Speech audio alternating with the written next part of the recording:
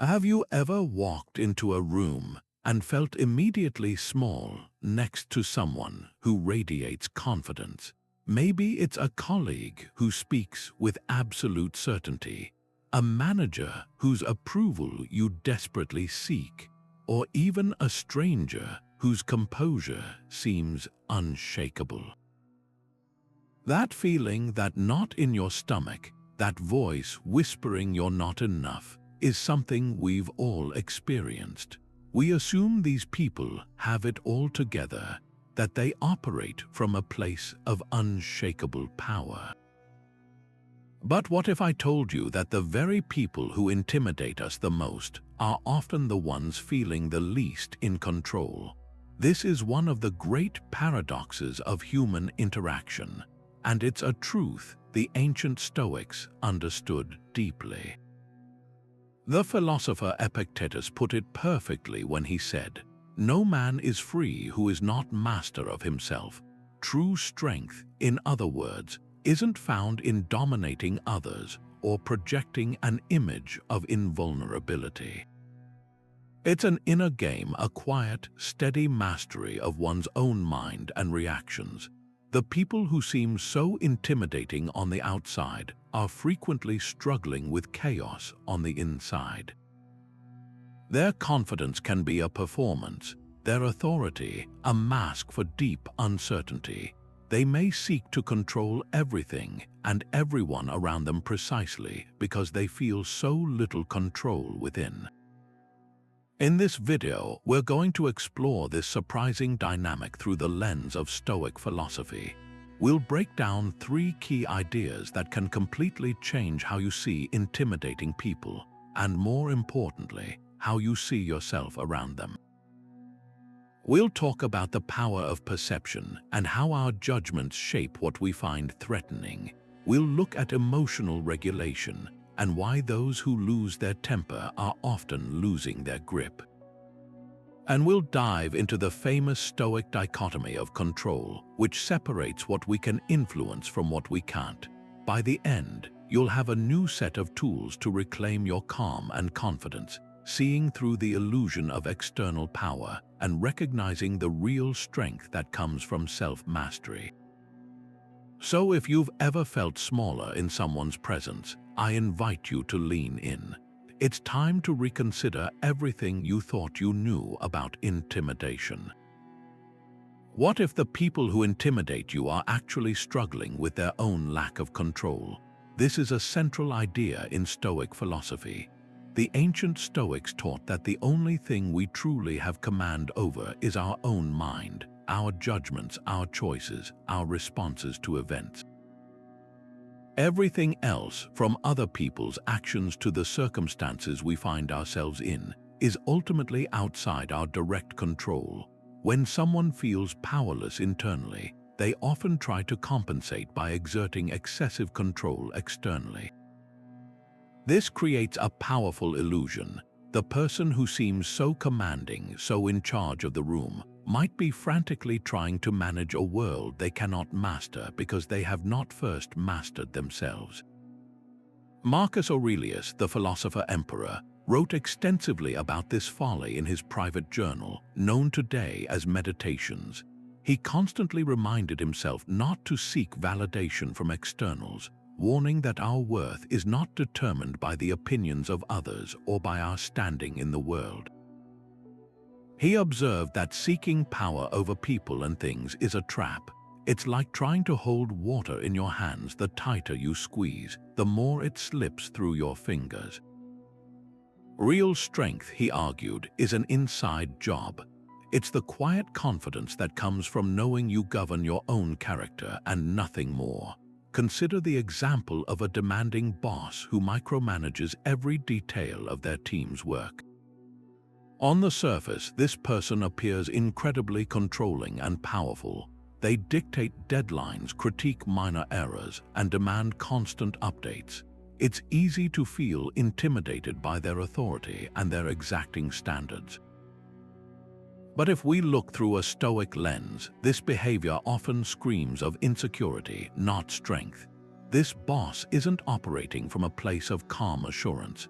they are likely driven by a deep-seated fear of failure, an anxiety about looking incompetent, or a need to prove their worth to their own superiors. Their attempt to control everyone and everything around them is a clear signal that they feel absolutely no control within. Their external dominance is a performance designed to mask internal chaos. So the next time you feel that familiar knot of intimidation forming in your stomach, pause for a moment. Ask yourself a simple but powerful question. When have I mistaken someone's bluster for real confidence?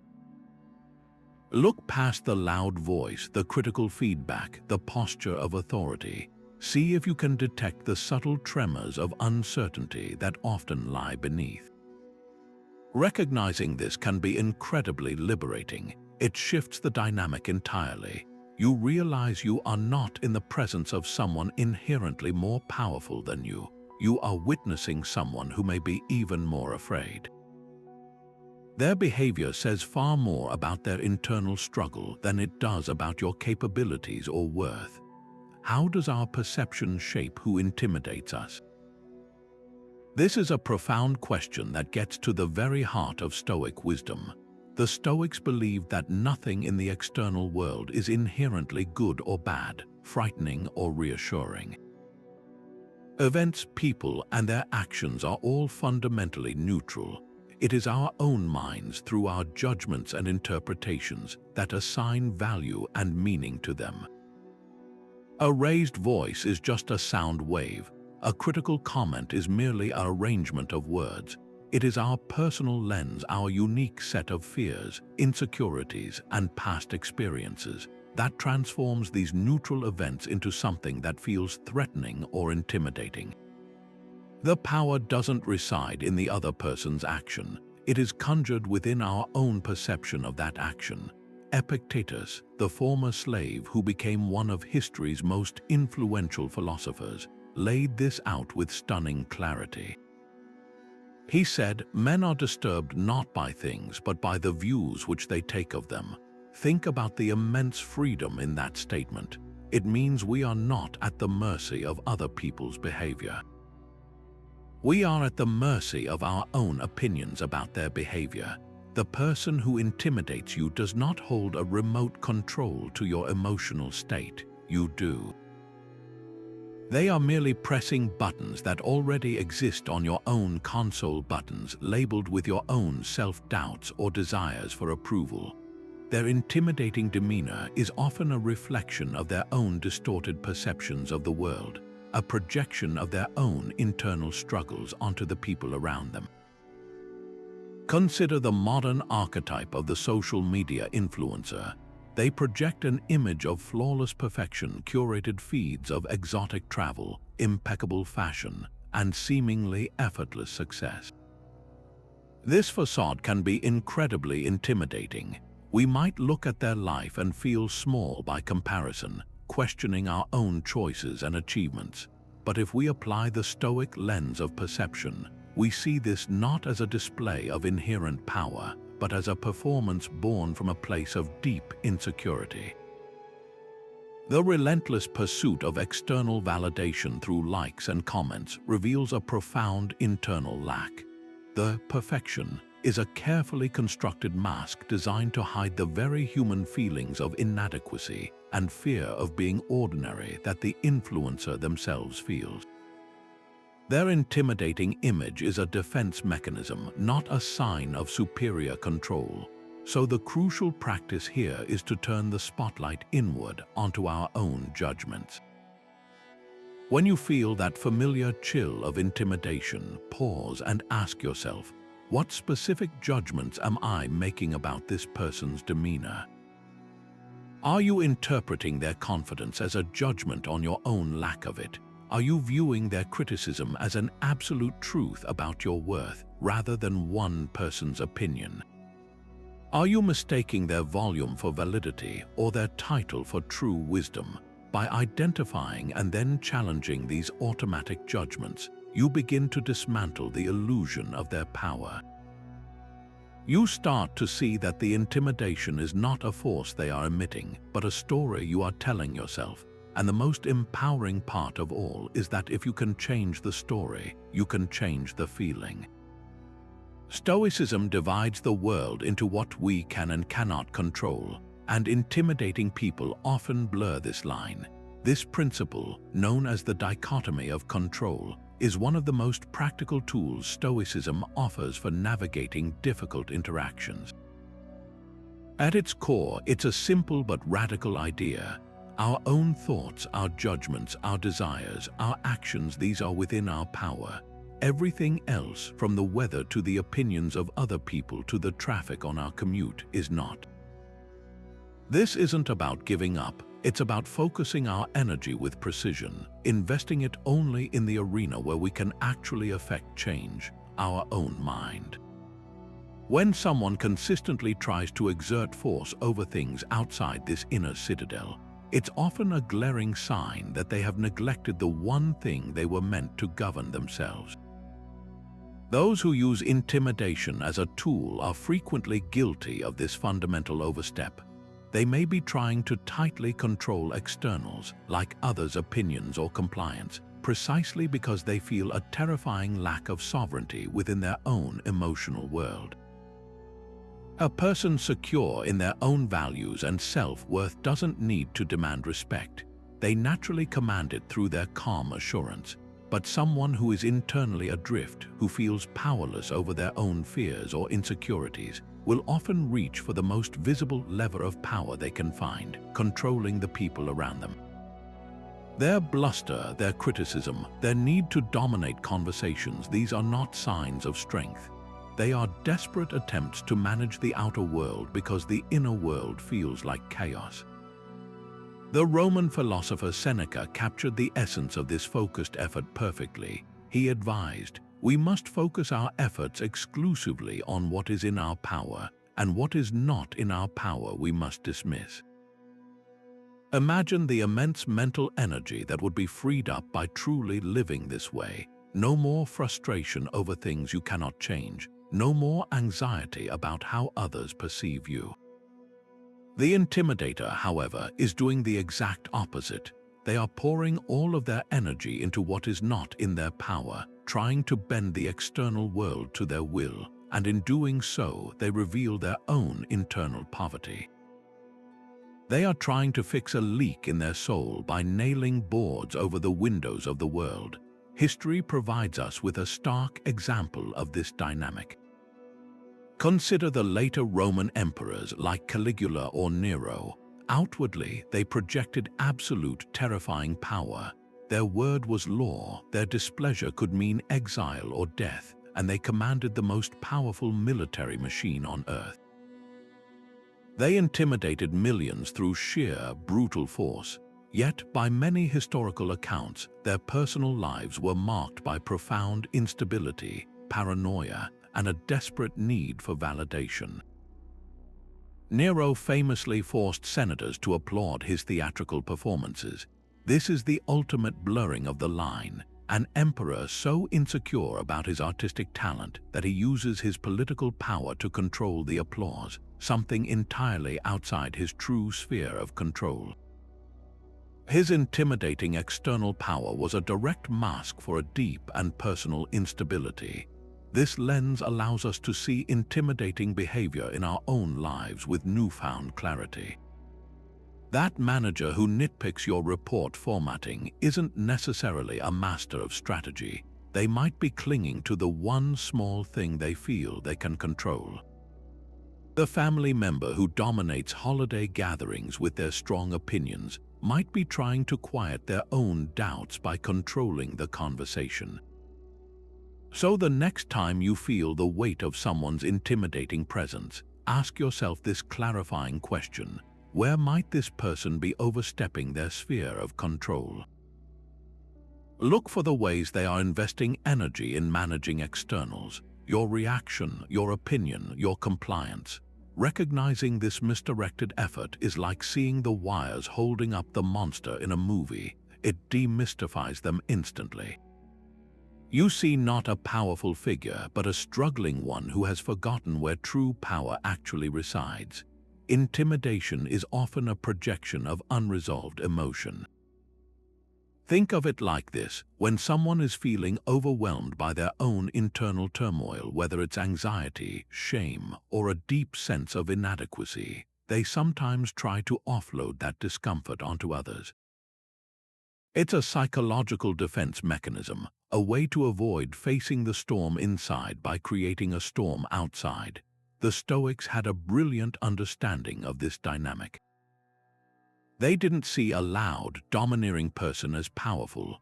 They saw them as someone who had failed at the most important task of philosophy, governing their own inner world. An emotional outburst, a need to control the conversation, a sharp criticism, these aren't displays of strength. They are the unmistakable signs of someone who has lost their grip on their own reactions, revealing a profound lack of self-regulation. Marcus Aurelius, writing to himself in the quiet of the night, constantly returned to the supreme importance of tranquility. He saw a calm and steady mind not as a passive state, but as the ultimate form of strength. In his meditations, he reminds himself to not be puppeted by external forces or tossed about by the emotions of others. His goal was to achieve a state of inner peace that was unshakable, precisely because it did not depend on outside events or the approval of other people. For him, true power was the ability to remain composed and rational even when provoked. The person who intimidates through emotional displays is doing the exact opposite. They are showing that their inner state is entirely dependent on externals. Their peace is shattered by a minor inconvenience. Their ego is wounded by a differing opinion. Their intimidating behavior is, in a very real Stoic sense, an admission of weakness. Let's make this concrete with a scenario you've likely experienced. Picture a colleague at work who is quick to point out flaws in others' presentations, who dominates meetings with their opinions, and who seems to take pleasure in critiquing minor mistakes.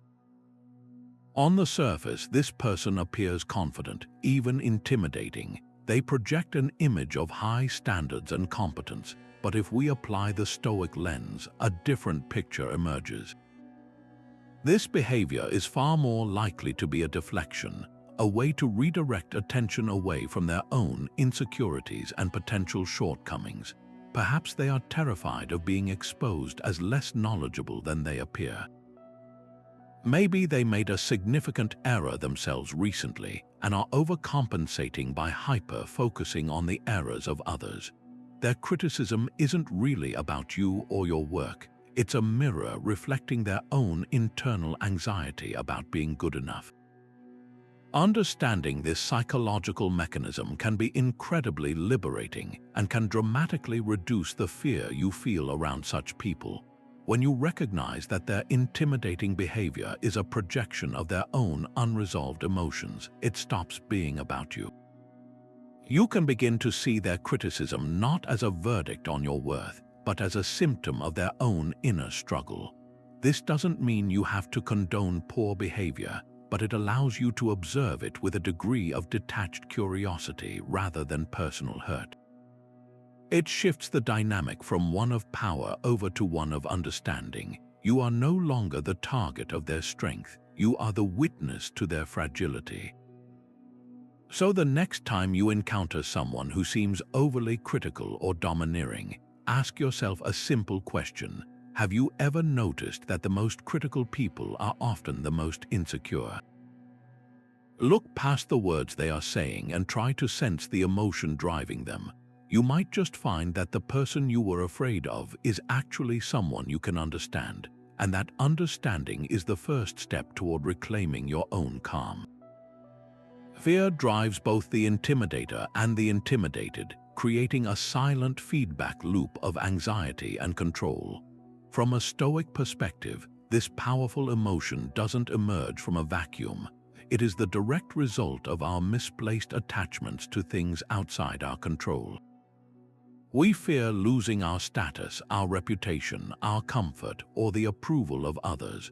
We become enslaved to these externals, and in that state of dependence, fear takes root. The person who seeks to intimidate is not operating from a place of fearless strength, but is often acting out of their own deep-seated fears of being exposed as a fraud, of losing their perceived authority, or of becoming irrelevant. Their domineering behavior is a defense mechanism, a preemptive strike against the very anxieties that haunt them. Seneca, in his letters, explored the corrosive nature of fear with piercing insight. He wrote, "We are more often frightened than hurt, and we suffer more from imagination than from reality." This observation cuts to the core of the issue. The intimidator is frequently frightened by a phantom, a future that may never come to pass, a judgment that may never be made. This imagined pain can feel so real and so threatening that they resort to aggression or domination as a form of self-protection. In trying to shield themselves from a potential future slight, they enslave themselves to fear in the present moment. Their attempt to project power is, in truth, a confession of their own enslavement to the opinions and outcomes they so desperately wish to control. Consider the scenario of a public speaker who relies on aggressive, forceful rhetoric. They might talk over dissenting questions, use absolute language, and present their ideas as the only valid option. On the surface, this can appear as unwavering confidence, but if we look closer through a Stoic lens, we often see something else entirely. A performance of certainty designed to mask a deep undercurrent of nervousness and self-doubt. The aggression isn't a sign of their conviction. It's a wall they've built to protect themselves from the fear of being challenged, of not having all the answers, or of being seen as uncertain. They intimidate their audience into silence because they are secretly afraid of what might happen if that silence is broken by a question they cannot answer. This understanding allows us to reframe these encounters not as confrontations with a more powerful individual, but as interactions with someone who is, themselves, governed by fear. It levels the playing field in a profound way. The next time you find yourself shrinking under someone's intimidating demeanor, take a moment to turn the question inward. Ask yourself not what is wrong with you for feeling afraid, but what fears might be driving their behavior. Are they afraid of being overshadowed? Are they anxious about maintaining their position? Could their need to control this conversation stem from a fear of losing control altogether? This shift in perspective is a powerful application of Stoic wisdom. It moves you from a reactive state of fear to an observant state of understanding, allowing you to see the human being behind the intimidating facade and to recognize that their behavior is often a cry for help from a part of themselves they have not yet learned to master. Stoicism measures power by virtue, not force. This is a fundamental shift in how we understand influence and authority in our world. The person who shouts the loudest, makes the most demands, or instills the most fear is not, from a Stoic viewpoint, powerful. They are merely using the crude tools of vice, pride, anger, envy, or greed to create an illusion of control. True power, the Stoics argued, is an internal condition. It is the quiet, steady authority that comes from living a life aligned with the cardinal virtues: wisdom, courage, justice, and temperance. A virtuous leader doesn't need to intimidate because their strength is not borrowed from their title or their ability to threaten. It emanates from the unshakable foundation of their character. Their power is inherent, not performative. Epictetus, who knew the harsh reality of external powerlessness as a slave, spoke profoundly about this inner freedom. He taught that only the virtuous person is truly free, because only they are immune to being enslaved by their own desires, fears, or the opinions of others. Someone who relies on intimidation is the opposite of free. They are chained to the very people they try to control. Their sense of worth and security is dependent on others feeling small, which is a terribly fragile way to live. The virtuous individual, in contrast, is self-contained. Their validation comes from knowing they acted with integrity, regardless of the outcome. This internal sovereignty makes them genuinely powerful in a way no amount of external bluster can match. We can see this contrast clearly in our communities. Consider two different types of leaders. The first is the community organizer who works tirelessly behind the scenes, listening to residents' concerns, connecting people with resources, and empowering others to find their own voice. This leader operates from a place of justice and service. Their authority grows naturally from the trust they build and the genuine good they do. They don't demand respect, they earn it through consistent, virtuous action. Now contrast that with the neighborhood figure who commands through fear. They might use gossip, social exclusion, or loud, angry tirades to get their way. They may hold a formal position, but their influence is toxic and coercive. People follow their directives not out of respect, but out of apprehension. The first leader builds something lasting, the second creates a desert and calls it peace. This distinction is crucial for our own peace of mind. When we can learn to spot the difference between true strength and the hollow performance of intimidation, we disarm the latter. We stop being impressed by volume and start being moved by value. So the next time you are assessing someone's character, especially someone in a position of authority, ask yourself this simple but revealing question: how can you distinguish true strength from mere intimidation in others? Look for the source of their influence. Does it come from their virtue, their fairness, their wisdom, their calmness under pressure? Or does it come from their vices, their need to be right, their quickness to anger, their desire to be seen as the most important person in the room? The truly strong individual uplifts and empowers those around them. The intimidator only seeks to dim the light so their own candle seems brighter. Recognizing this allows you to wisely choose who deserves your attention and your respect. Confidence can indeed be a performance for those who feel inadequate, a carefully constructed facade designed to conceal a deep and unsettling uncertainty within. This is a distinction the Stoics understood with remarkable clarity. They placed immense value on authenticity and inner stability, seeing them as the true markers of character, while viewing the need for external validation through a performance of confidence as a sign that one's inner world was not yet in order. For a Stoic, the goal was not to appear unshakable to others, but to actually become unshakable within oneself, to cultivate a genuine self-assurance that requires no audience and no applause. Marcus Aurelius constantly reminded himself of this priority in his private writings. He urged himself to throw away your thirst for books so that you may not die murmuring, but truly cheerful and grateful from your heart to the gods. This is not a rejection of learning, but a powerful plea for authenticity. He is cautioning against the performative aspect of knowledge, the desire to be seen as well-read rather than to genuinely understand. He advocates for throwing away the thirst for the appearance of wisdom and instead focusing on the real, internal work of becoming a good and genuine person. His measure of success was a quiet heart, not a loud reputation.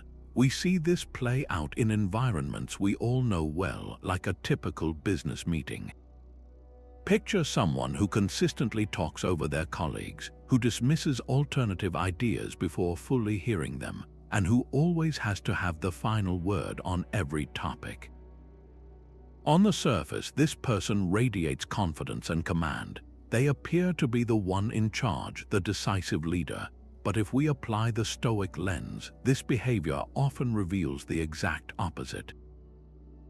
This isn't genuine confidence, it's a mask. The need to dominate the conversation, to control the narrative, and to be perceived as the smartest person in the room usually stems from a hidden fear, a fear of being seen as irrelevant, of having their ideas challenged, or of not being considered important. Their performance is a cover for a deep-seated uncertainty about their own value and contributions. This understanding allows us to recalibrate our own reactions. Instead of feeling intimidated or silenced by such a display, we can learn to see it for what it is, a signal of internal fragility. The performance requires constant energy to maintain, and it's brittle. Any crack in the facade, any successful challenge, can cause the entire edifice to tremble. Genuine confidence, the Stoic variety, is quiet and flexible. It doesn't need to interrupt because it isn't threatened by other perspectives. It can listen, adapt, and incorporate new information without feeling personally diminished. So the next time you witness a grand display of certainty, take a moment to look beyond the performance. Ask yourself a simple question: when have you seen confidence used as a cover for uncertainty? You might start to notice it in the friend who always one-ups your stories, the online personality who boasts incessantly about their achievements, or even in moments within yourself. Recognizing the mask for what it is doesn't just change how you see others, it liberates you from the exhausting pressure to wear one yourself. Intimidation can indeed stem from envy, a sharp, bitter pain we feel at the good fortune of someone else. It's a deeply uncomfortable emotion, one that can twist admiration into resentment and turn a colleague's success into a personal affront. The Stoics saw envy not just as a petty feeling, but as a profound philosophical error, a corruption of the soul rooted in a fundamental misunderstanding of what truly holds value in life. They believed that envy arises when we mistakenly place our happiness and self-worth in external, competitive goods, things like social status, professional recognition, or material possessions, that are finite, fleeting, and ultimately outside our control. When we see someone else possessing what we desire, it feels like they have taken a piece of a limited pie, leaving less for us. This scarcity mindset is the fertile ground from which envy and its destructive behaviors grow. Seneca, with his piercing insight into human nature, wrote extensively about the corrosive effects of this emotion. He described envy as a form of self-torture, a plague of the soul that does far more damage to the person who feels it than to its intended target. He observed that the envious person is in a constant state of lack, unable to enjoy their own blessings because they are too busy counting someone else's.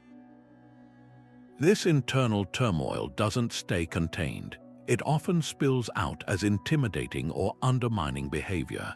The envious individual may resort to gossip, subtle put-downs, or even active sabotage, not necessarily because they gain anything concrete from it, but because seeing someone else diminished provides a temporary, illusory relief from their own feelings of inadequacy. Their intimidation is a misguided attempt to level the playing field by pulling others down, rather than by elevating themselves. Consider a workplace scenario with a peer who seems to have it in for you. Perhaps you received a promotion they wanted or public praise for a project you led. Instead of offering congratulations, they begin to subtly undermine you. They might dismiss your ideas in meetings with a condescending tone, take credit for your contributions in group settings, or spread doubt about your capabilities to others. On the surface, this behavior is intimidating and confusing. It can make you question yourself and your environment, creating a sense of unease and distrust. But when you recognize the green-eyed monster of envy lurking behind it, the dynamic becomes much clearer. Their actions are not a rational response to you or your work. They are a symptom of their own internal conflict and their false belief that your success has somehow diminished their own. They covet what you have because they believe it is the source of your value and, by extension, the missing key to their own. Recognizing this can be incredibly empowering and demystifying. It allows you to see their intimidating behavior not as a reflection of your own shortcomings, but as a projection of their inner poverty. It transforms them from a powerful adversary into a struggling individual trapped by their own mistaken values. This doesn't mean you have to tolerate poor treatment, but it does allow you to respond from a place of stoic calm rather than reactive hurt. You can begin to feel a sense of pity for their self-inflicted misery, even as you maintain healthy boundaries. So it's worth taking a moment for a little honest reflection. Has envy ever made someone act intimidating toward you? Can you recall a time when someone's criticism or attempts to diminish you seemed disproportionate, almost as if they were reacting to something happening within them rather than to anything you had actually done? Identifying envy as the hidden engine behind certain behaviors is like turning on a light in a dark room. The shadows that seemed so menacing suddenly lose their power, and you can see the situation for what it truly is. Seeing through another person's eyes can dramatically reduce their power to intimidate you, and this is where the Stoic practice of empathy becomes an incredibly powerful tool. It's important to clarify that this isn't about excusing poor behavior or becoming a doormat for someone else's insecurities. Stoic empathy is an intellectual and compassionate understanding, a conscious decision to look past the surface-level bluster and try to discern the human struggle happening underneath. It's an act of reclaiming your own power by refusing to take someone's actions personally and instead viewing them as the outward symptoms of an internal battle you cannot see. When you make this shift, the dynamic changes completely. You are no longer a target but an observer, and an observer holds a position of calm strength. The Stoics, often misunderstood as being unfeeling, actually placed great importance on our shared humanity.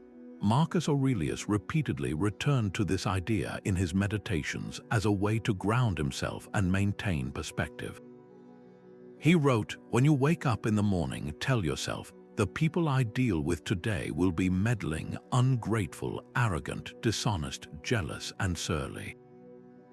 They are like this because they cannot tell good from evil." This passage is a profound exercise in empathy.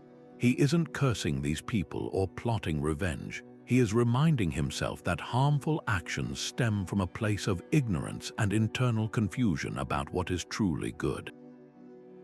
He recognizes that their behavior is a reflection of their own flawed judgment and suffering, not a valid indictment of his own character. This understanding fosters a sense of connection rather than conflict, allowing for patience and clarity instead of reactive anger. Let's take a very common example: the strict teacher or the demanding parent. On the surface, their constant criticism and impossibly high standards can feel incredibly intimidating. You might feel you can never do enough to please them, and their disapproval can carry a heavy weight. But what if we try to see through their eyes for a moment? Perhaps that teacher is under immense pressure from school administrators to improve test scores, and their strictness is a manifestation of their own anxiety about failing at their job. Maybe that parent is driven by a deep, unspoken fear that the world is harsh and unforgiving, and they believe that only by being relentlessly critical can they prepare you for the hardships they anticipate. Their behavior, while difficult to endure, is not necessarily about you. It is their flawed, misguided method of coping with their own fears and pressures. Understanding this doesn't make their actions right, but it does make them understandable, and something that is understood loses its mysterious, threatening power. This practice transforms your internal experience of the interaction. Instead of receiving their criticism as a personal attack, you can see it as data about their internal state.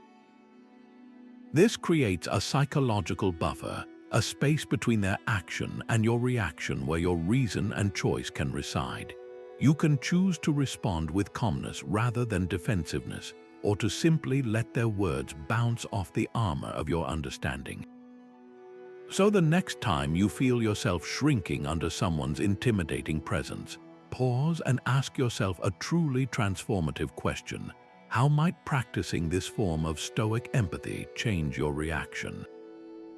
Could it allow you to feel curiosity instead of fear? Could it help you respond with a quiet confidence that comes from knowing their behavior is about their world, not yours? This shift doesn't just protect your peace, it is the ultimate demonstration of the inner control the Stoics prized above all else. The antidote to intimidation is not fighting back or trying to dominate the other person. It is the quiet, unshakable cultivation of your own inner resilience. This is a proactive, internal project, a fortress you build within your own mind that no external criticism, aggression, or posturing can ever truly breach. The Stoics weren't just philosophers of thought, they were engineers of the soul, and they developed powerful, practical techniques designed specifically to forge this kind of mental toughness. One of the most potent of these tools is known as premeditatio malorum, which translates to the premeditation of evils or adversities. Far from being a pessimistic exercise, this is a profound form of mental inoculation. It involves calmly and rationally visualizing potential challenges, setbacks, or difficult interactions before they happen. By walking through the worst-case scenario in your mind's eye, you systematically strip it of its emotional power and its capacity to shock you. You arrive at the difficult moment already prepared, already having confronted the fear, which allows you to respond with clarity and purpose rather than reacting from a place of panic. Epictetus, who knew a great deal about facing adversity, spoke directly to the source of this strength. He said, "He is a wise man who does not grieve for the things which he has not, but rejoices for those which he has." This quote cuts to the very heart of resilience. It's about shifting your foundation from what is external and fragile to what is internal and permanent. Your value, your peace, and your strength do not come from the approval of an intimidating person or the perfect outcome of a stressful situation. They come from your own character, your virtues, and your reasoned choices, things that can never be taken from you without your consent. This inner citadel is where true resilience lives, and it is built one thoughtful practice at a time. Consider a practical application you can use this very week. Perhaps you have a meeting scheduled with that colleague who always puts you on edge, or you need to have a difficult conversation with a family member whose tone you find intimidating. Instead of dreading it and letting the anxiety build, set aside 10 minutes for a Stoic preparation session. Sit quietly and visualize the interaction in detail. See yourself walking into the room. Imagine the other person making their typical critical remark or using their domineering tone. Now, here is the crucial part. Visualize yourself responding not with defensiveness or fear, but with calm, detached observation. See yourself taking a breath, acknowledging their comment without accepting its emotional weight, and responding with a measured, rational point. Rehearse this calm response in your mind over and over. By the time the actual conversation occurs, your mind will have already traveled that path. The situation will feel familiar, not frightening. The other person's attempt to intimidate will come up against a wall of your own prepared composure. This is just one practice of many. The journey of building resilience is deeply personal, and it is constructed through daily habits that reinforce your inner sovereignty. It might be the daily habit of journaling to examine your impressions and separate what is within your control from what is not. It could be the conscious decision to expose yourself to small discomfort, like a cold shower or a difficult task, to remind yourself that you can endure and even thrive in adversity. It might be the mindful practice of pausing before you speak, creating a space between a provoking event and your response. So the essential question to ask yourself is this: what specific, small practices can you consciously adopt starting today to strengthen your resilience against intimidation? The goal is not to become impervious to feeling, but to build a core of strength so solid that the storms of other people's insecurities simply cannot shake you. This idea of Stoic indifference is perhaps one of the most misunderstood and yet most liberating concepts in the entire philosophy. When we hear the word indifference, we often picture coldness, apathy, or a lack of caring about anything at all. But Stoic indifference, or apatheia in Greek, is something entirely different and far more powerful.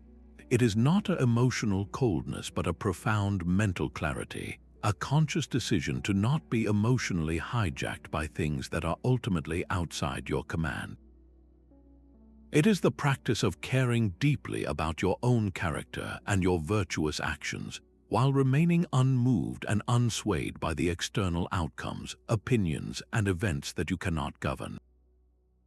This specific, targeted indifference to what you cannot control is what liberates you from the power of intimidation, because you are no longer handing over the keys to your emotional state to someone else's behavior. Epictetus, who began his life as a slave and therefore understood the nature of external powerlessness better than most, spoke to the very heart of this freedom. He taught that true liberty is found in this precise form of detachment, stating, "Freedom is not secured by filling up on your heart's desire, but by removing your desire." Think about the radical nature of that statement. He isn't saying you should never have goals or preferences.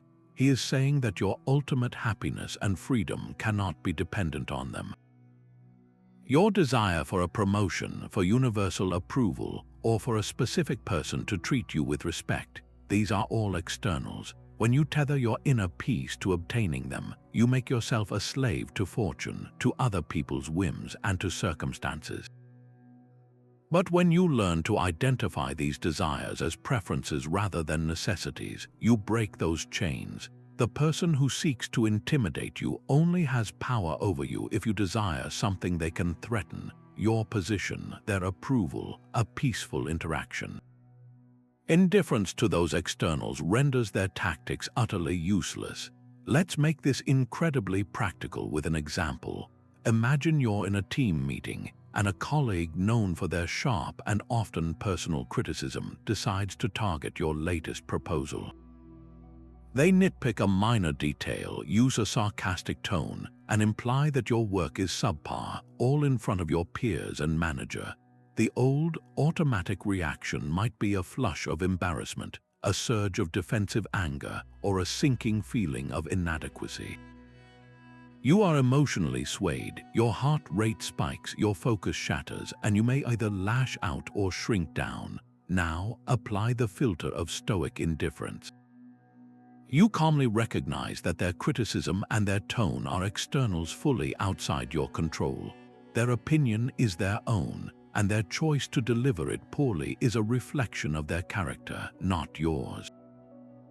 Your internal focus shifts entirely to what is within your control: your own perception of the event, your own choice of response, and your own commitment to acting with integrity. You might choose to acknowledge their point calmly if it has merit, or you might simply note their tone and decide not to engage with the provocation. By not caring, in the Stoic sense, about their attempt to provoke you, you drain it of all its power. Your calmness becomes its own form of unassailable strength. This shift is transformative, and it completely rewires the dynamic of any intimidating interaction. The intimidator's entire strategy is predicated on getting a reaction.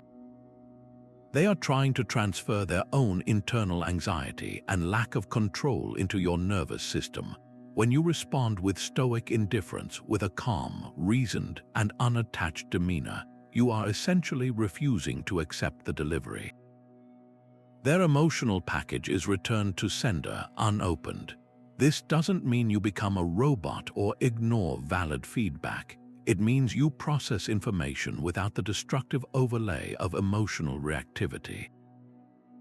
You evaluate the content rationally, separate from the toxic packaging it arrived in.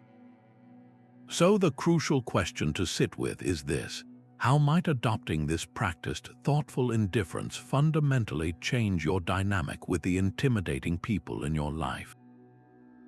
Could it allow you to sit through a tense family dinner without rising to the bait of a provocative comment?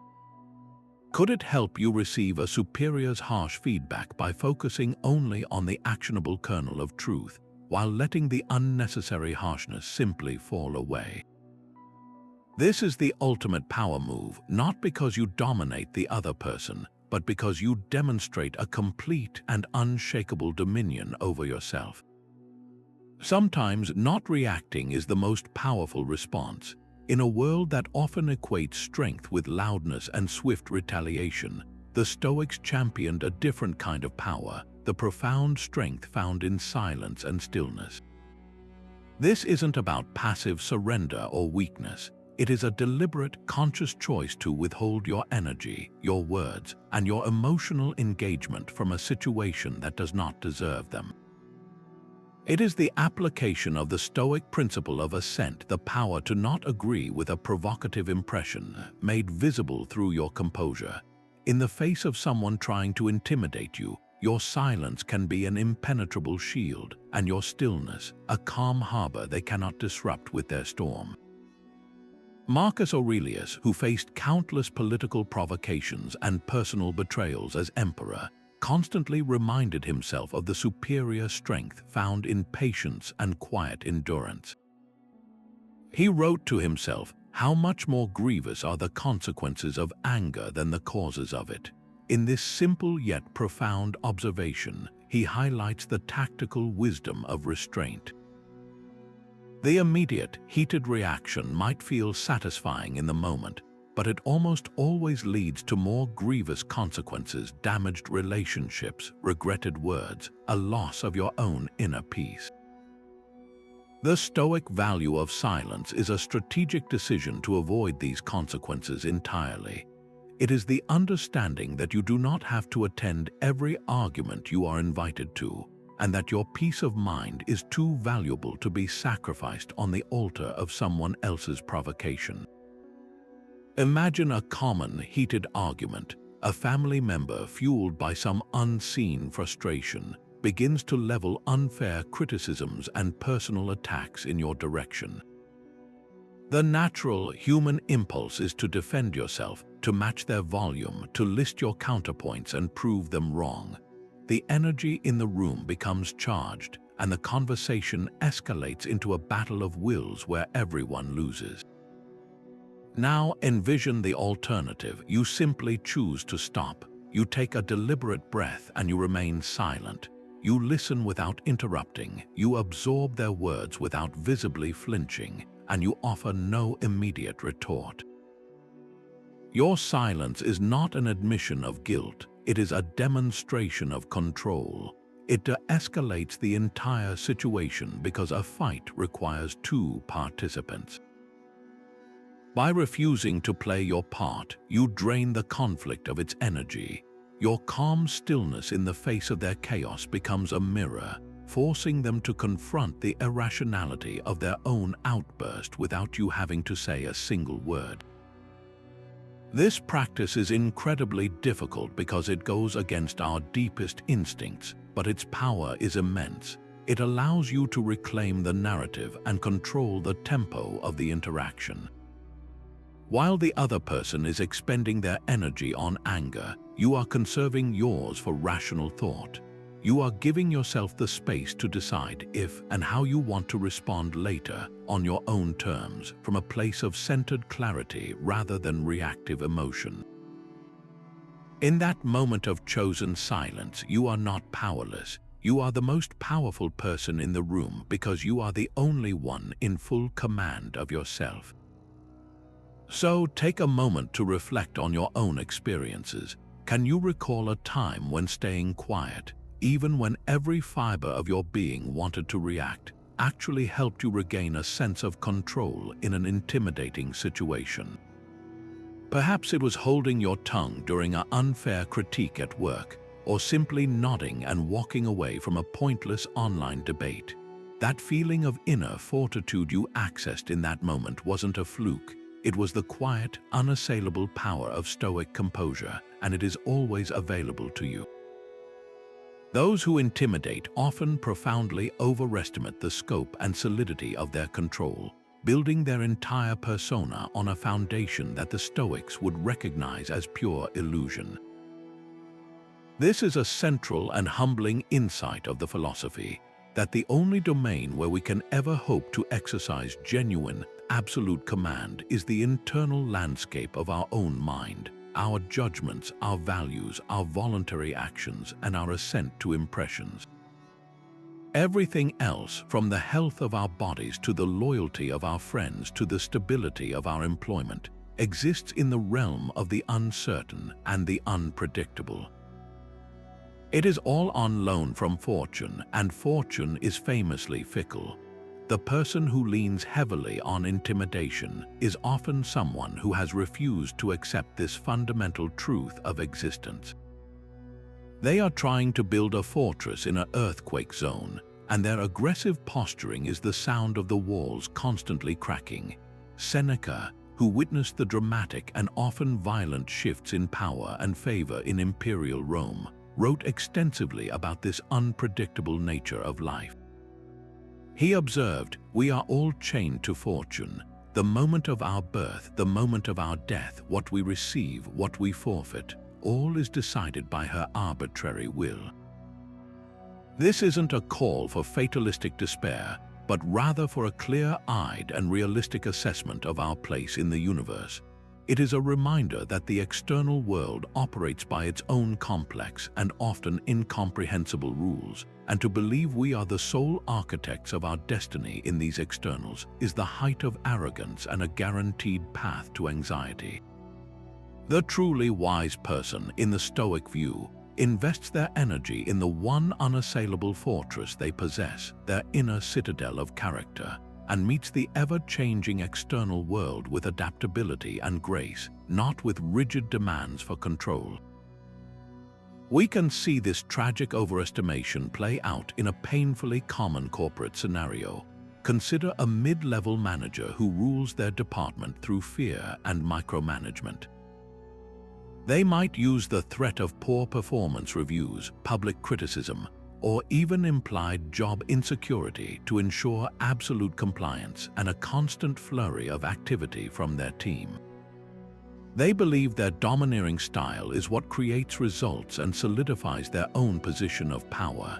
They feel in control, but then a decision is made 5 levels above them in the corporate hierarchy. A market shift, a merger, a cost-cutting initiative forces entirely beyond their control or even their awareness sweep through the company. Their entire department is downsized, including the manager themselves. In an instant, their threats are revealed as utterly empty. Their control was a mirage. They could not even secure their own job, let alone dictate the ultimate fate of their employees. Their intimidation was not a tool of strength. It was a performance masking a deep terror of the very fragility they ultimately fell victim to. This pattern repeats itself everywhere we see intimidation at work.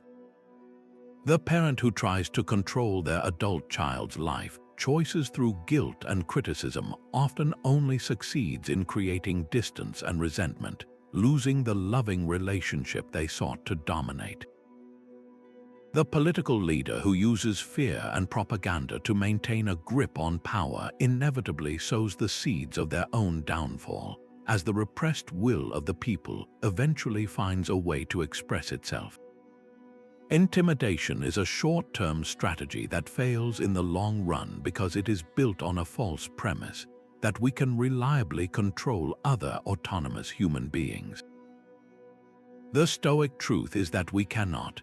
We can only influence, request, set boundaries, and ultimately control our own response when others choose a path we did not wish for.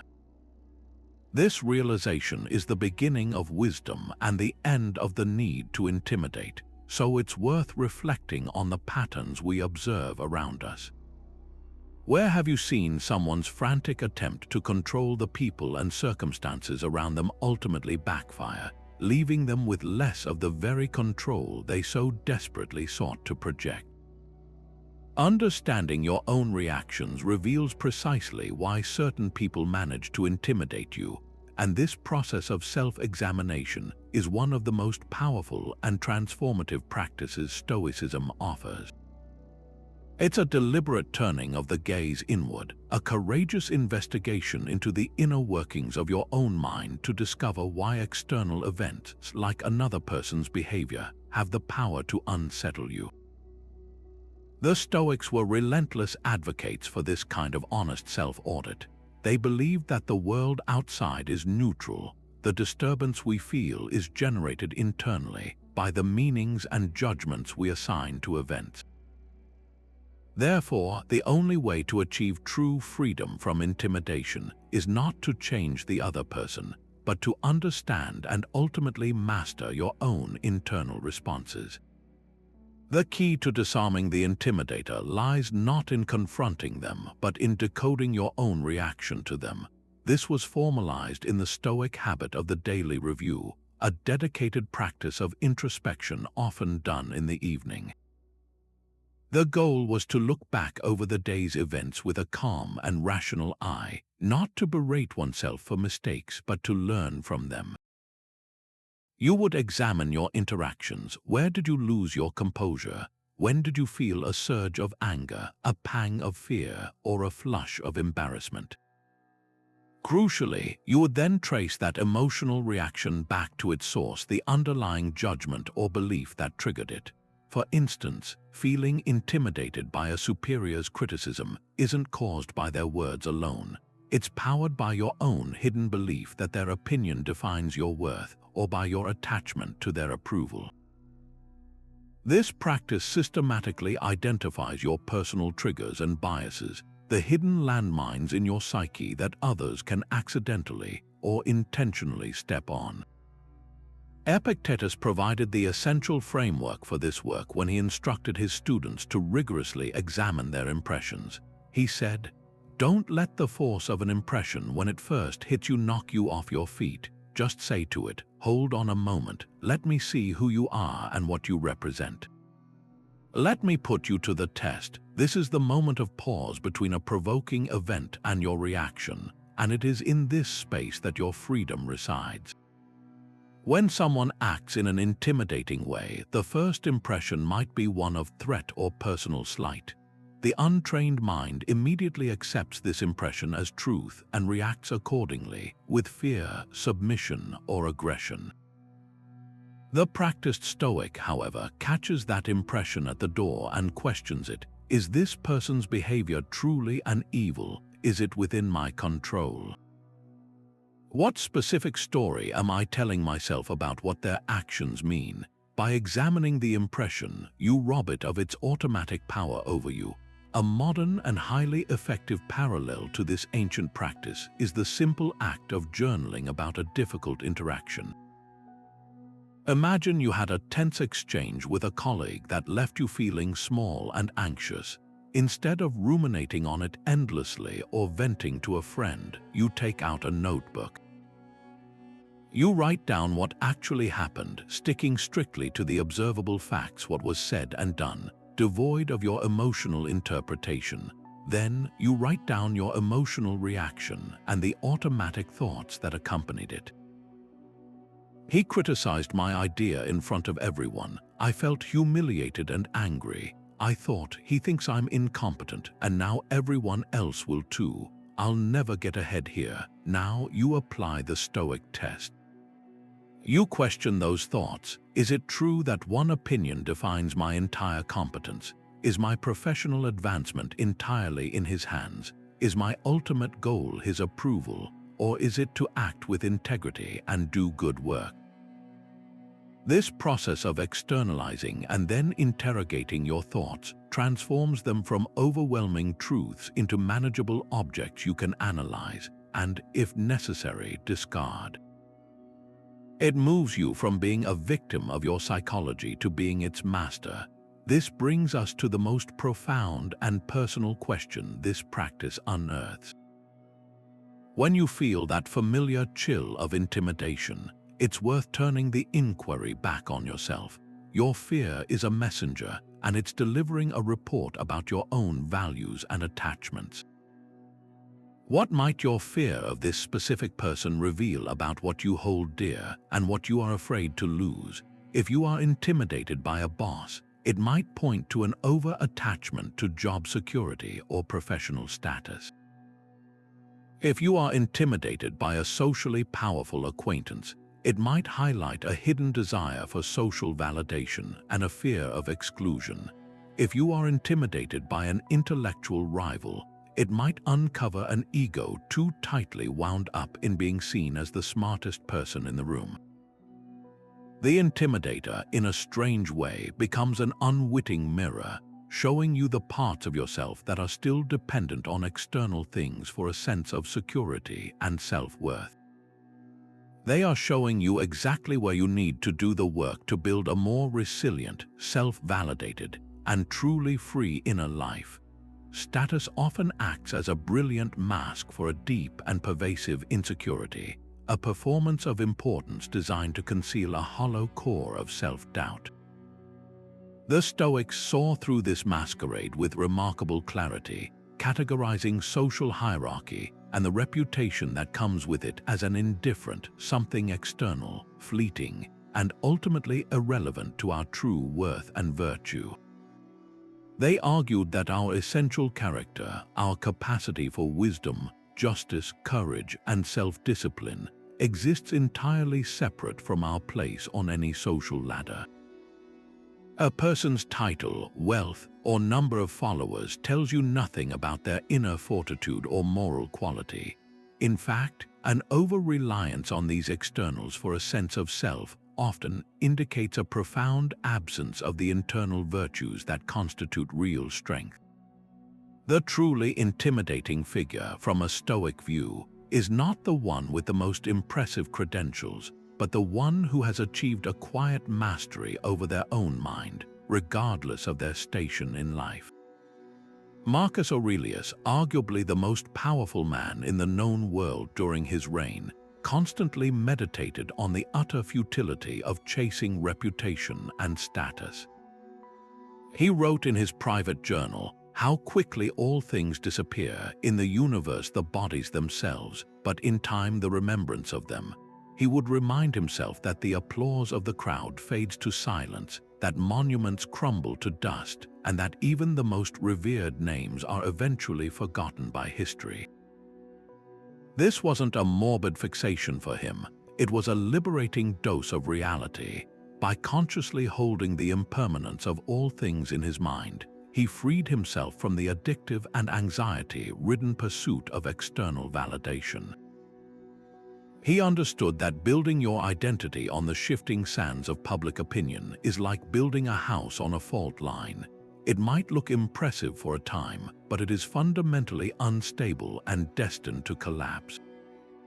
We see this dynamic play out in a particularly stark way in the world of celebrity culture. Consider a famous actor or musician who has achieved immense wealth and global recognition. On the surface, they seem to possess the ultimate form of social power. They can command exorbitant fees, draw crowds of adoring fans, and influence trends with a single post. Yet, we sometimes hear stories of these very individuals behaving in shockingly petty, cruel, or bullying ways toward their staff, fellow performers, or even their own fans. They might use their fame as a weapon, believing their status grants them the right to demean others. This behavior is a classic symptom of the very insecurity their status is meant to hide.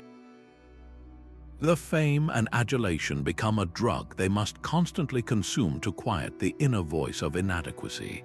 The emptiness they feel inside isn't filled by another magazine cover or award.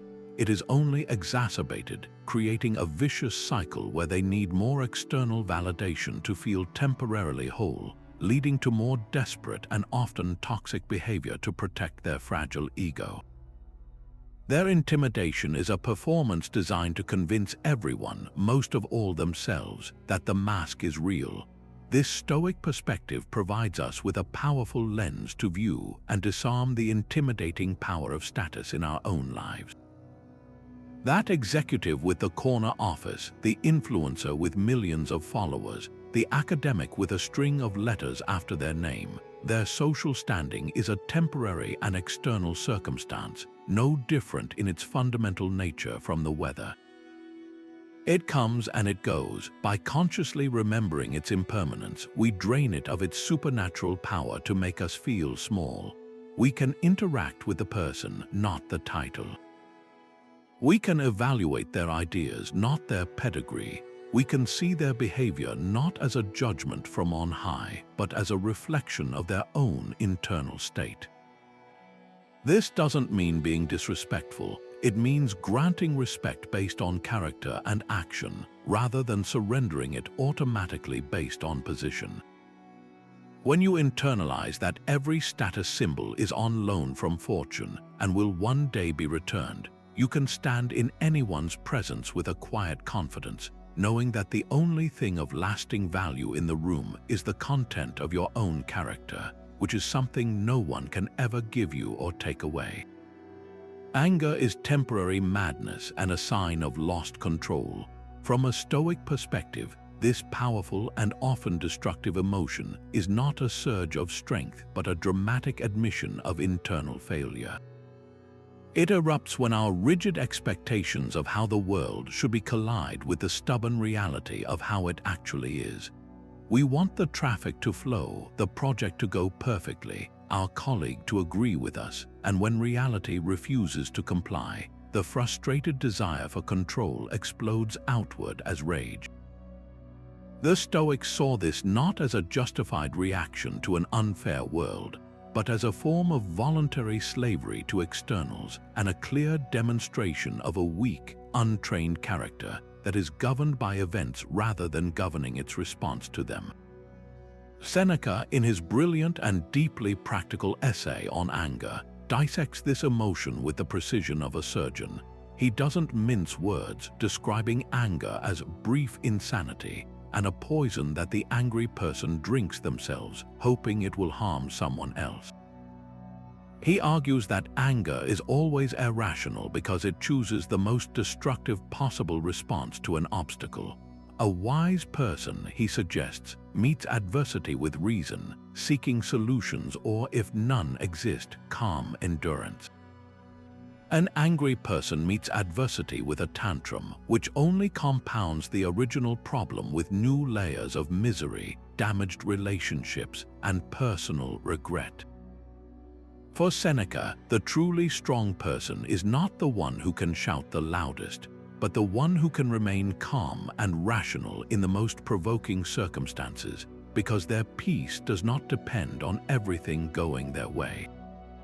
We see this play out in a scenario that is almost universally relatable: road rage. Picture a driver stuck in an unexpected, massive traffic jam. They have an important meeting, their schedule is crumbling, and their sense of agency evaporates with each passing minute. Another car suddenly cuts them off. This external event, a minor inconvenience in the grand scheme, becomes the final straw. Their face flushes, they pound the steering wheel, and they might even yell obscenities or make aggressive gestures. From a Stoic viewpoint, this outburst is a textbook case of misapplied effort. The driver is enraged by something entirely outside their control, the actions of another driver and the flow of traffic. Their anger is a desperate, flailing attempt to project control into a situation where they have none, and in doing so, they reveal their complete lack of internal control. They have handed over the keys to their emotional state to a stranger in another car, allowing that person to dictate their inner world. Their rage is the exact opposite of power. It is the most visible symptom of powerlessness. This lens allows us to decode anger in all areas of our lives, not just on the highway. The boss who screams over a minor typo in a report isn't revealing their high standards. They are revealing a fragile ego that is terrified of appearing imperfect. The parent who flies into a rage over a child's spilled drink isn't teaching discipline. They are demonstrating an inability to handle the predictable messiness of life. In each case, the anger is a signal flare, illuminating a gap between expectation and reality that the individual lacks the emotional resilience to bridge. It shows us a person who is at the mercy of their environment, whose inner peace is so conditional that it can be shattered by a slow internet connection or a critical comment. So the next time you are on the receiving end of someone's fury, or even when you feel the heat of it rising in your own chest, pause and ask this revealing question: when has someone's anger, in its raw and uncontrolled state, clearly revealed to you their profound lack of self-mastery?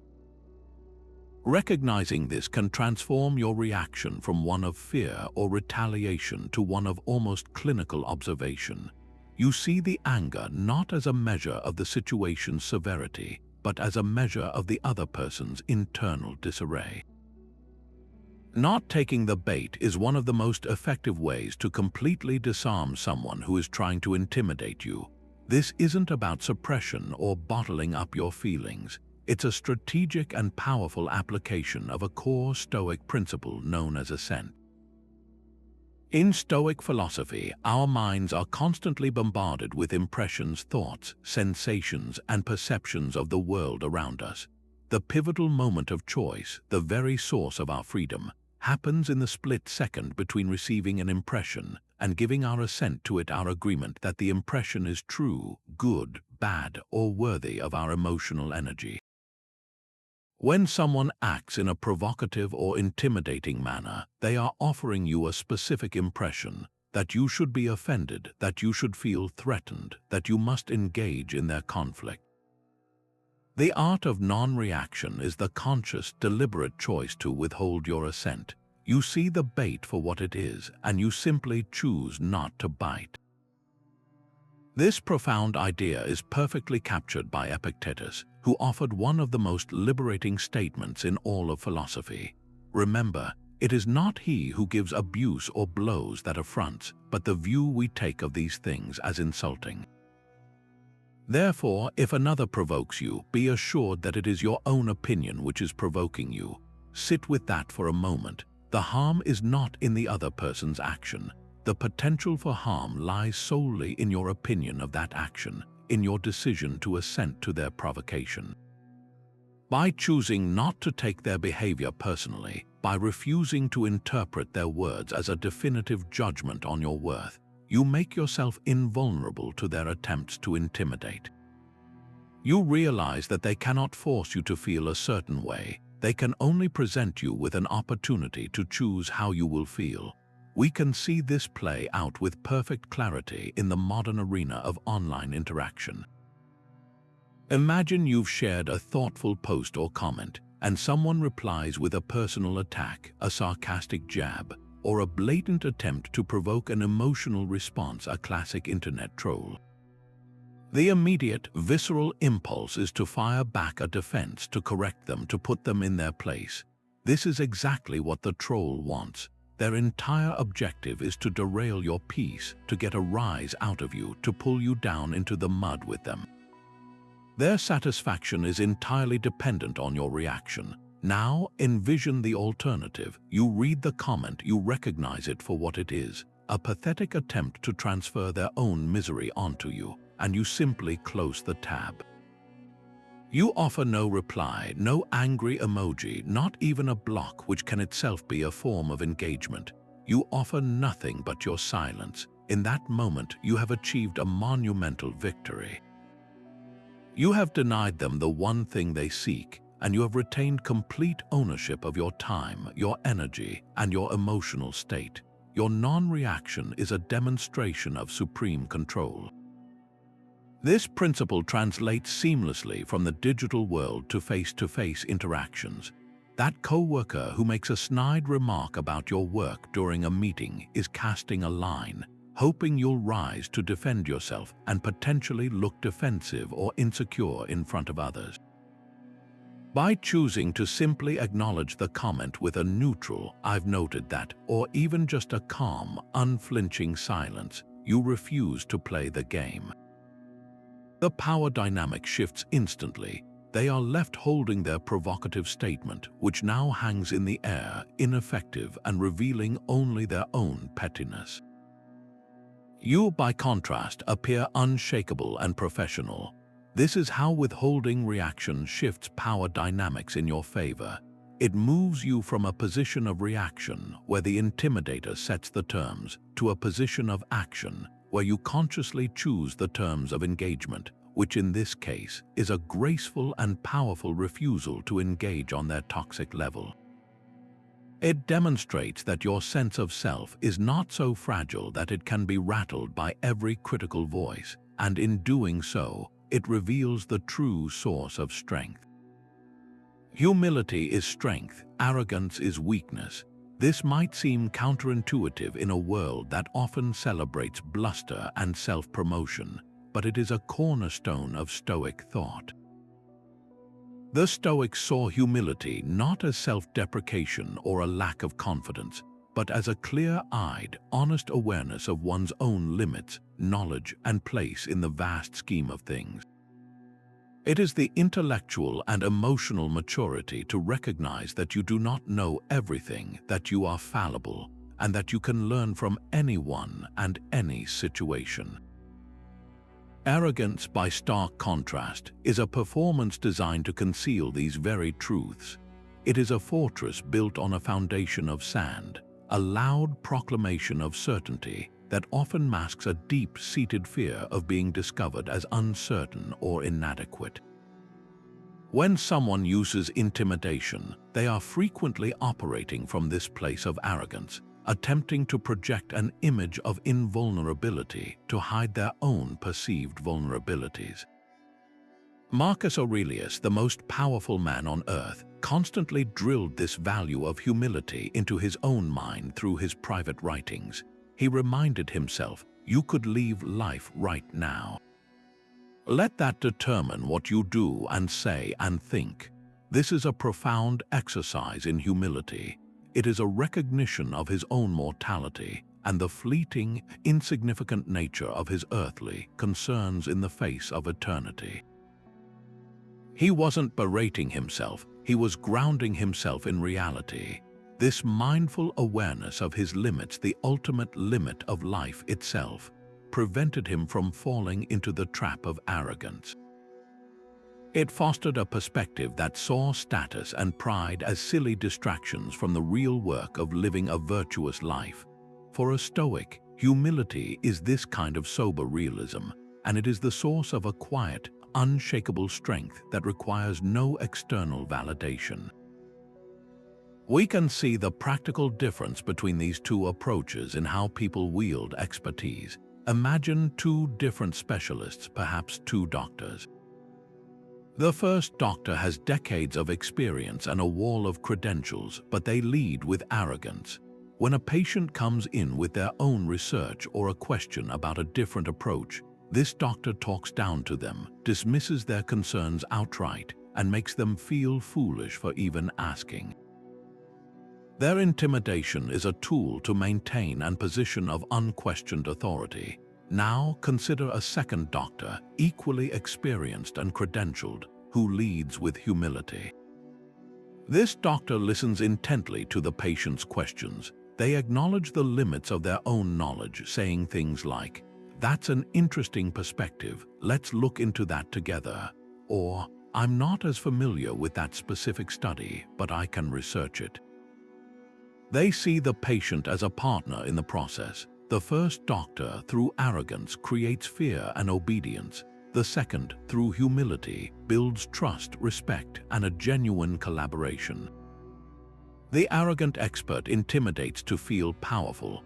The humble expert empowers others and in doing so, demonstrates true strength. This understanding gives you a powerful lens through which to view your own interactions and to fortify yourself against intimidation. Cultivating humility within yourself acts like an internal compass that always points to true north, allowing you to see through the magnetic pull of another person's arrogance. When you are grounded in an honest assessment of your own capabilities and limitations, you are less likely to be impressed or swayed by someone's posturing. You can observe their bravado not as evidence of their superior power, but as a potential sign of their internal struggle. Your own humility allows you to receive criticism without crumbling, because you can evaluate it dispassionately, taking what is useful from it if it is valid, and letting the rest fall away without it defining you.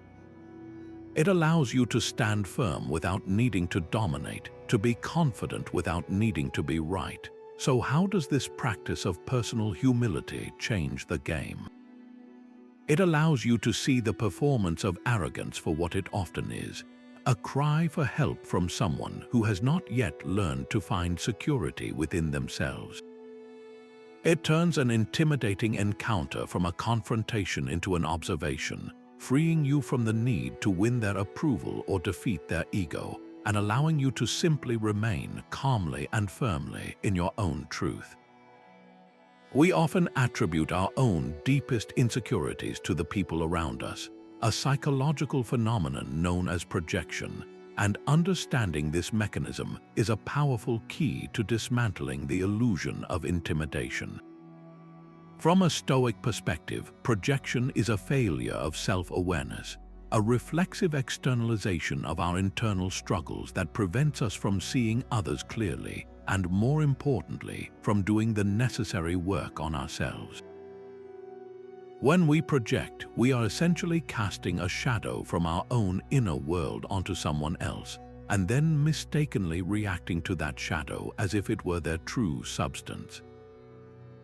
This is why we might feel inexplicably threatened by a confident colleague or bristle at a friend's success. We are not really reacting to them, but to the disowned parts of ourselves that their presence seems to highlight. The Stoic remedy for this is not to analyze the other person, but to turn the gaze relentlessly inward, to examine the impressions we have of others as potential mirrors of our own state of mind. Epictetus offered a timeless piece of advice that cuts directly to the heart of this issue. He instructed his students, "When you are offended at any man's fault, turn to yourself and study your own failings. For by studying them you will forget your anger and learn to look at the offender with compassion as a man in error and needing your help." This is a revolutionary way of handling interpersonal friction. Instead of taking immediate offense at someone's behavior, the Stoic practice is to use that feeling as a diagnostic tool for self-discovery. That surge of irritation or intimidation you feel is a signal flare, pointing you toward an unexamined judgment or a hidden insecurity within your own psyche.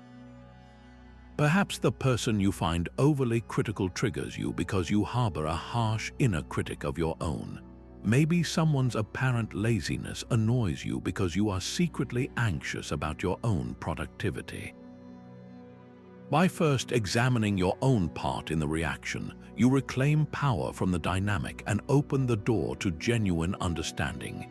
Consider a very personal insight. You might find yourself feeling particularly defensive and intimidated around a specific family member who has a habit of offering unsolicited advice on your career choices. Your immediate reaction is to see them as overbearing, controlling, and critical. But if you pause and apply the Stoic lens of self-examination, you might uncover a more uncomfortable truth. Your strong reaction could be a form of projection. Their comments sting not because they are delivered with malice, but because they echo your own private, self-critical doubts about your professional path. You are the one who is uncertain and worried about your choices. Their words simply hold up a mirror to your own internal anxiety. The intimidation you feel is not really about their power over you, but about your own perceived lack of power in directing your life. They are merely pressing on a bruise that already exists within you.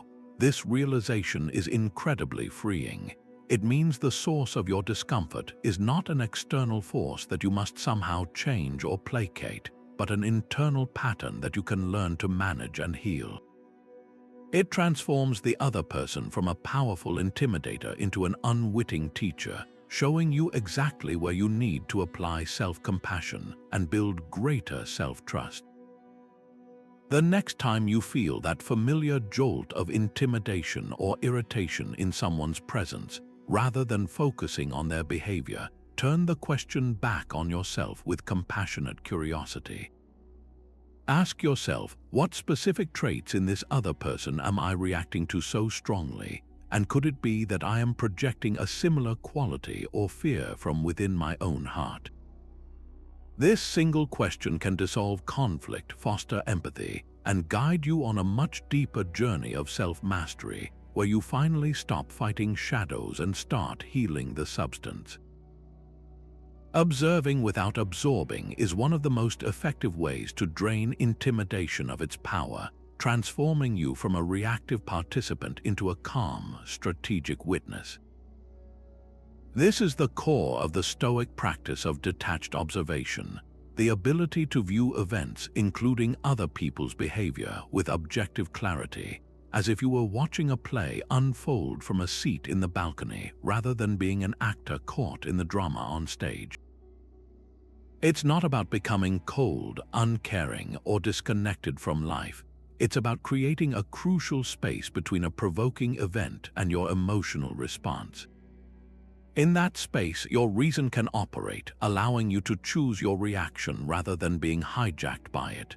When you master this, the intimidating person loses their ability to trigger you because you are no longer taking their actions personally.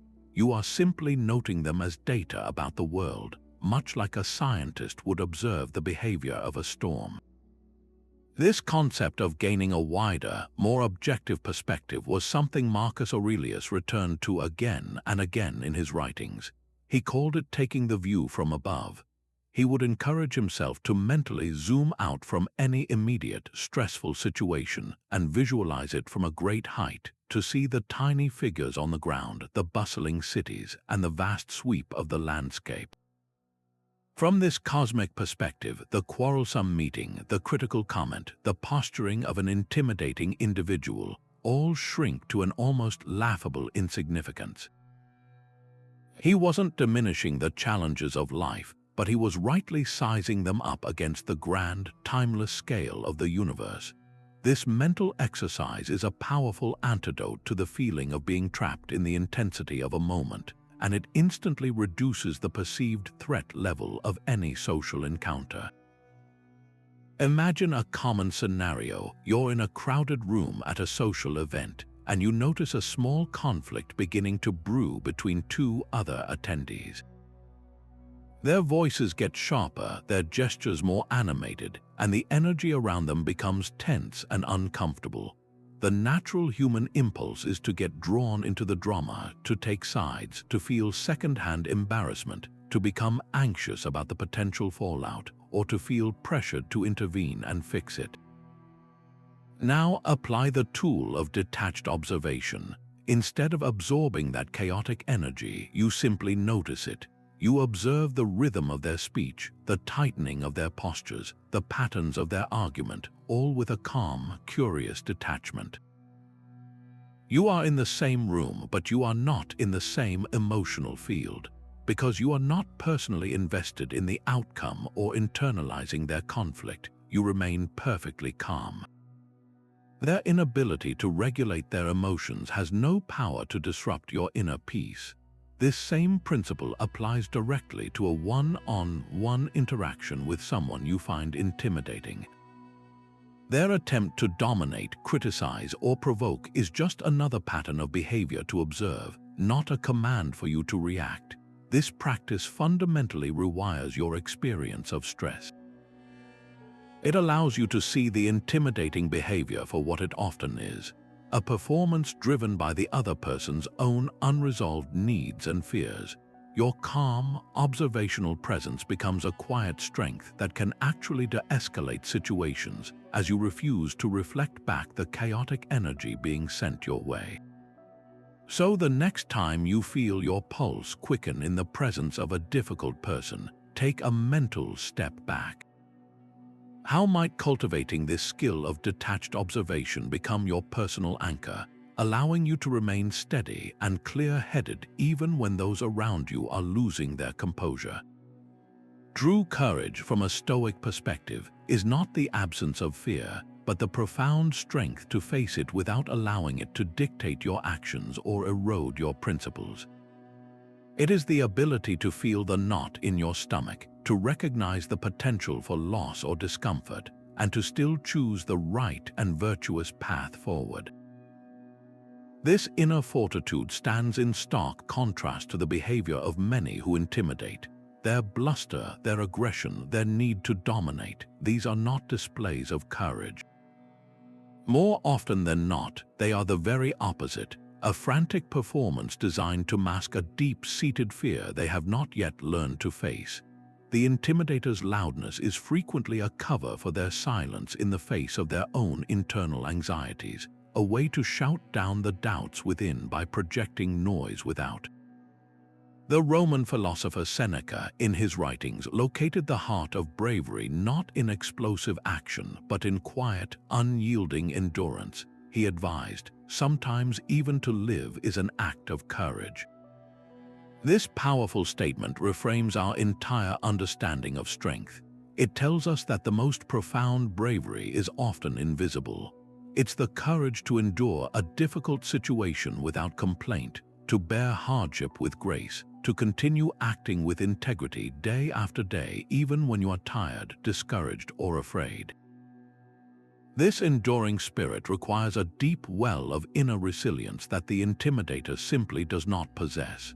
Their strength is external and situational, flaring up only when they feel they have the upper hand. The truly courageous person's strength is internal and constant, a light that shines steadily regardless of the darkness around it. We can see this contrast vividly in a historical context. Imagine two different soldiers in a Roman legion. The first is the boisterous, swaggering type. He talks constantly of his own exploits, belittles the new recruits to make himself feel larger, and is quick to pick fights in the barracks to prove his dominance. His courage is a performance for an audience. Now picture the centurion who has seen decades of combat. He speaks calmly, leads from the front without needing to announce his presence, and saves his energy for the battle itself. His authority is quiet but absolute, earned through consistent action and a calm competence that inspires genuine confidence in his men. When the fighting begins, the first soldier's bravado may quickly evaporate into panic, as it was never built on a solid foundation. The centurion, however, draws on his deep reserves of practiced courage, facing the terror of battle with a steady heart and a clear mind. His is the Stoic courage that endures. This understanding provides us with a new lens through which to view the intimidating people in our own lives. When you encounter someone who seems to dominate through force of personality or aggression, you can now ask a more revealing question. Instead of "why are they so confident?" you might ask, "what are they so afraid of that they need to act this way?" This shift in perspective is transformative. It allows you to see their behavior not as a mountain you cannot climb, but as a signpost pointing to their own internal valleys of fear. Recognizing this lack of authentic courage in them can instantly diminish their power to intimidate you.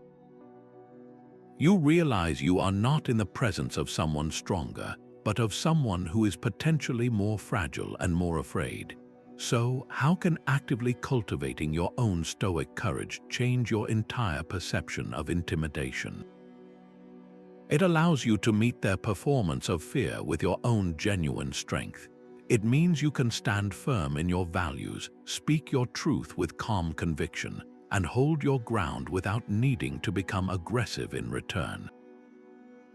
Your courage becomes a quiet, unassailable force that doesn't need to announce itself, making the intimidator's bluster seem exactly like what it is: empty noise. Gratitude shifts focus from what intimidates to what empowers, fundamentally altering our relationship with the difficult people and situations we encounter. This isn't about offering false thanks or pretending that challenging interactions are pleasant. It's a profound Stoic practice of reframing every obstacle, including intimidating individuals, as an invaluable training ground for our character. When we consciously seek out something to be grateful for in these tense moments, we perform a subtle but powerful act of mental jiu-jitsu. We are no longer passive victims of someone else's behavior. We become active students of our own lives, extracting value and strength from the very things that once seemed to diminish us.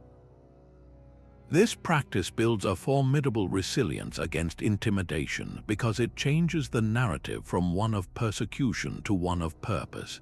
Epictetus, who understood better than most how to find freedom within constraint, offered a guiding light for this practice.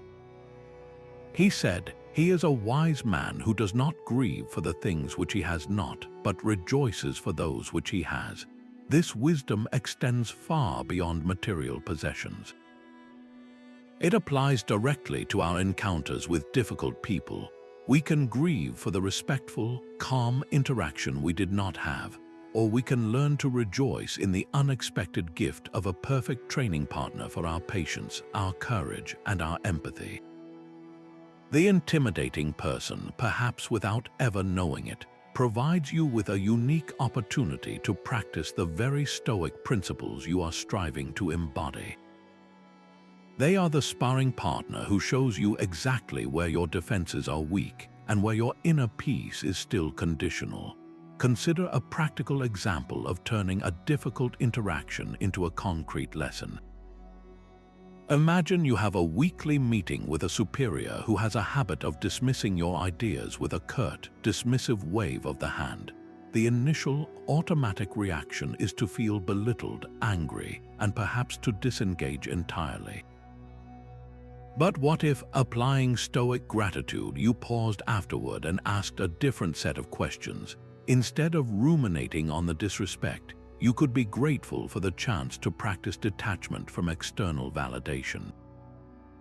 That meeting becomes your live fire exercise in caring more about the integrity of your own work than the approval of your boss. You could be grateful for the lesson in clarity it forces upon you, driving you to prepare your ideas with even more precision and evidence. You might even find a strange gratitude for the exposure to such blunt criticism, as it thickens your skin and teaches you to separate useful feedback from unproductive delivery. This single, frustrating encounter becomes a multi-layered workshop for your personal development. This shift doesn't excuse the other person's poor behavior, but it completely neutralizes its destructive power over you. You are no longer a target, you are an alchemist transforming the lead of their negativity into the gold of your own growth. The dynamic is utterly changed because your internal goal has changed. You are no longer attending that meeting hoping for their praise. You are attending to practice your virtues regardless of their reaction. This is the essence of empowerment. So, the next time you walk away from a conversation feeling that familiar sting of intimidation, take a moment for a gratitude inventory. Ask yourself not what was taken from you, but what was given to you in the form of a challenge. What hidden lesson in resilience, patience, or self-validation did that encounter contain? What can you be genuinely grateful for in the behavior of someone who consistently pushes your buttons? Nothing external lasts, including intimidation. This is one of the most grounding and liberating truths that Stoicism offers us. The philosophy constantly draws our attention to the fundamental nature of reality. Everything in the external world is in a state of constant flux.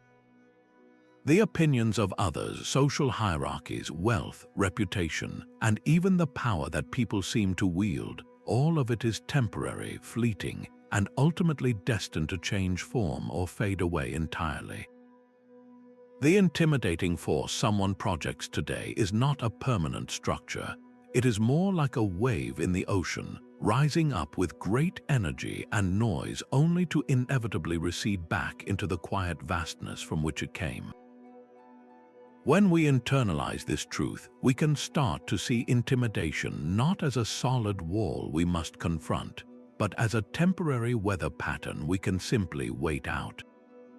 Marcus Aurelius, ruling an empire that felt like the center of the eternal world, was perhaps more aware of this impermanence than anyone. He dedicated significant portions of his private meditations to this theme, using it as a tool to maintain his humility and perspective. He wrote, "Keep in mind how fast things pass by and are gone, those that are now and those to come. Existence flows past us like a river. The infinite behind us is closed, before us lies another infinity." He wasn't being morbid, he was being realistic. This meditation was his way of cutting the world down to its true size, of reminding himself that the petty dramas, the posturing of courtiers, the insults of rivals, and even the grandeur of his own power were all utterly transient. They were ripples on the surface of a flowing river, here for a moment and then gone forever. This perspective dissolves the seriousness we assign to momentary conflicts and allows us to see the larger, more stable picture of our own character and values. We can find a powerful and relatable example of this in the almost universal experience of the schoolyard bully. In the confined social universe of a school, a bully can seem like an absolute titan of power. Their ability to provoke fear, to command attention, and to make others feel small can feel like an unchangeable law of nature. Their intimidation casts a long shadow over hallways and classrooms. But fast forward 10, 20, or 30 years, what becomes of that dynamic? You might bump into that same person at a grocery store or see them on social media. The context has completely evaporated. The social hierarchy that gave them power is gone, replaced by the complex and varied metrics of adult life. That person who once loomed so large may now be utterly insignificant in your world, their former power revealed as a temporary illusion that was entirely dependent on a specific time and place. The intimidation they wielded wasn't an inherent quality they possessed. It was a role they played on a stage that has long since been dismantled. This understanding is a tool we can actively use in the present moment. When you feel the weight of someone's intimidating presence, whether it's a demanding client, a critical relative, or a domineering colleague, you can consciously bring this Stoic principle to mind. You can mentally fast forward the tape of your life.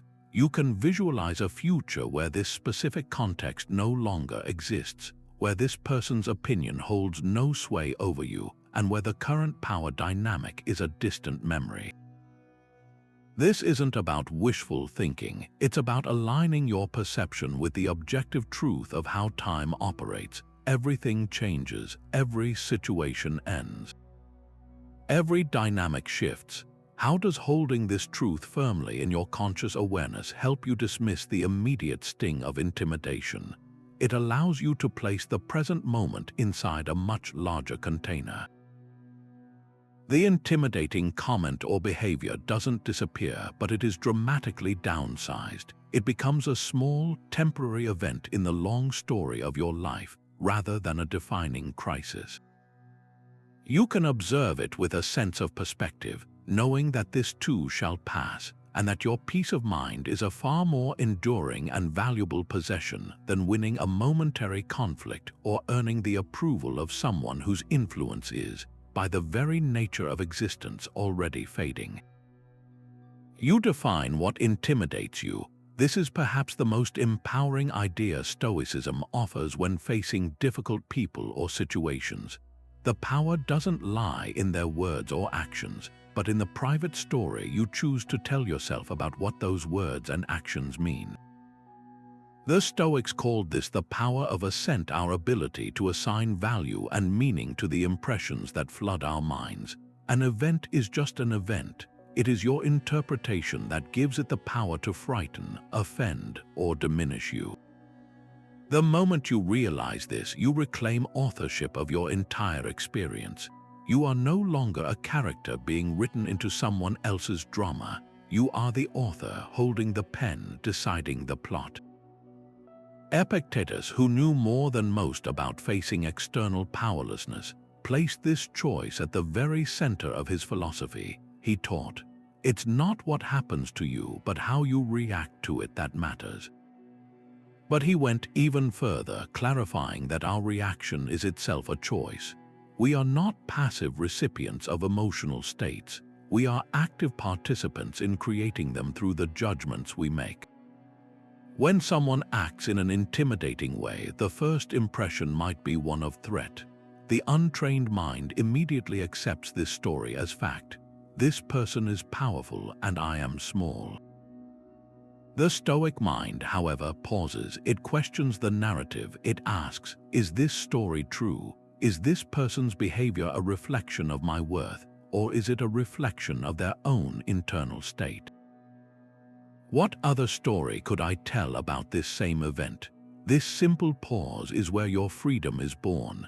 Consider a practical example of this narrative reassignment in action. Imagine you present an idea at work and a senior colleague immediately responds with, "That's completely unworkable." It shows a real lack of understanding of the process. The automatic default story you might tell yourself is one of humiliation and personal failure. He thinks I'm incompetent. I am incompetent. Everyone now sees it. I should never have spoken up. This story is painful and debilitating, but what if you exercised your stoic power of choice and deliberately rewrote the narrative? You could reframe the exact same comment not as a personal attack, but as clumsy, critical feedback. The new story might sound like, his delivery was poor, but his comment reveals he has concerns about the implementation. This is useful data. I can ask him to clarify his specific concerns to improve the proposal. Do you see how the event itself hasn't changed, but your entire emotional and intellectual response to it has been transformed? You've moved from a victim of criticism to a project manager receiving information. This practice of narrative reauthoring is how you dismantle intimidation piece by piece. The intimidating person becomes less of a threat and more of a source of information, sometimes about a project, but more often about themselves and, crucially, about your own hidden attachments. Their behavior prompts you to ask what you are afraid of losing. Is it approval? Is it status? Is it a sense of competence? Your reaction points directly to the values you've tied your self-worth to. The real work, then, is to gradually shift your foundation inward, to base your worth on your character and your efforts, things within your control, so that another person's opinion, no matter how forcefully delivered, cannot shake you.